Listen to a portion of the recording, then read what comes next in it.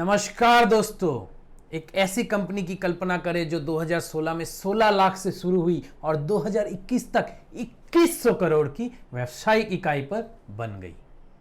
भारत में हेडफोन और wireless speakers brand boat lifestyle में आपका स्वागत है। और आज हम आपको बोट के सह संस्थापक अमन गुप्ता की अद्भुत कहानी बताने जा रहे हैं और ये जानने जा रहे हैं कि उन्होंने भारत के नंबर 1 वायरलेस हियरेबल ब्रांड को निर्माण कैसे किया।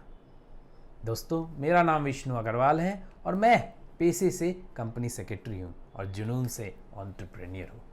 मुझे देश भर में 100 प्रोमोटर के साथ काम करने का अनुभव है। 2016 से पहले बोस और JBL भारतीय ऑडियो स्पीकर बाजार पर राज कर रही थी।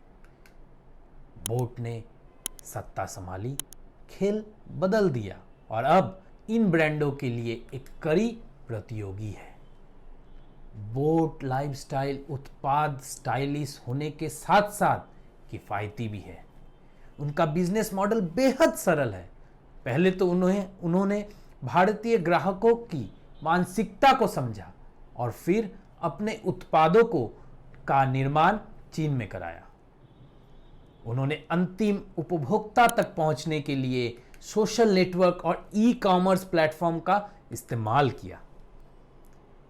एक संतृप्त और प्रतिस्पर्धा बाजार में जहां चीन खिलाड़ी और JBL, सोनी, बोस जैसे अंतर्राष्ट्रीय ब्रांड ने राज किया, बोट को खुद को स्थापित करना एक कठिन काम था।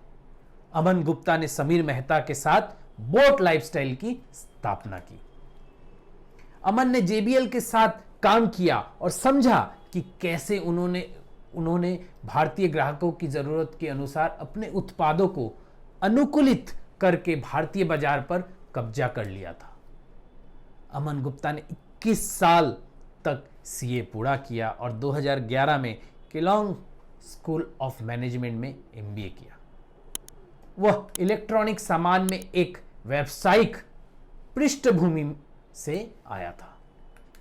दोस्तों, बहुत ही अहम पॉइंट है। उन्होंने बोट को एक सुपर सफल उद्यम में बदलने के लिए JBL में काम करने की अपनी अंतर्दृष्टि का इस्तेमाल किया।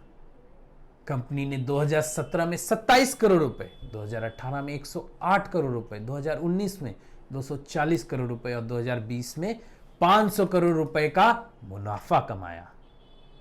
समीर मेहता और अमन गुप्ता ने बोट लाइफस्टाइल को लॉन्च करने से पहले ही बाजार अनुसंधान में 2 साल का निवेश किया और यह समझने की कोशिश की कि वह एक अद्वितीय अंतर कैसे बना सकते हैं और भारतीय ग्राहकों पर जीत हासिल कैसे कर सकते हैं। दोस्तों, बोट की तीव्र सफलता कई कारकों की संयोज पर आधारित है। शुरुआत करने के लिए कंपनी ग्राहक सुधार और ग्राहक केंद्रवाद के लिए 100% प्रतिबद्ध है। बोट के लिए उनके ग्राहक ही उनके भगवान होते हैं और कंपनी अपने सभी उत्पादों को ग्राहकों की जरूरत को ध्यान में रखते हुए डिजाइन करती है। बोट अपने उत्पादों को केवल सामान के रूप में नहीं बेचती, बल्कि उन्हें जीवन शैली के उत्पादों के रूप में बेचती है। वे आगामी बॉलीवुड हस्तियां और युवा भारतीय क्रिकेटरों को अपने ब्रांड एम्बेसडर के रूप में उपयोग करते हैं।